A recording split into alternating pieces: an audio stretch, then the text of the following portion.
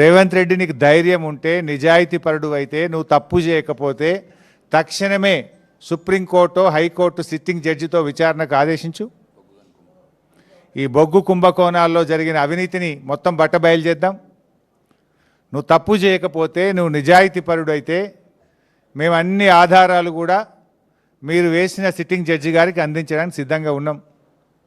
నువ్వు చీటికి మాటికి సిట్లు వేస్తున్నావు కదా, కమిషన్లు వేస్తున్నావు కదా. ఇవాళ మేము అన్ని ఆధారాలతో సూటిగా ఆరోపణ చేస్తున్నాం.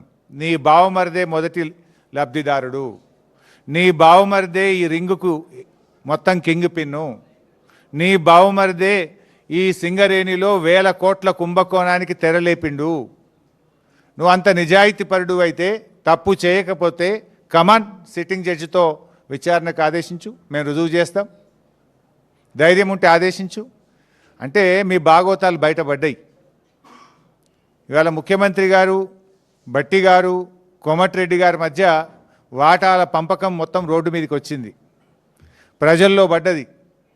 టెండర్ల మీ పోరాటం, టెండర్లు నాకంటే నాకని మీరు కొట్లాడుకునేదంతా ప్రజలకు అర్థమైంది. దాని నుంచి డైవర్ట్ చేయడానికే ఈ సిట్టు, ఈ లట్టు పొట్టు ఏదో చిల్లర నోటీసుల కథ పెట్టినావు నువ్వు.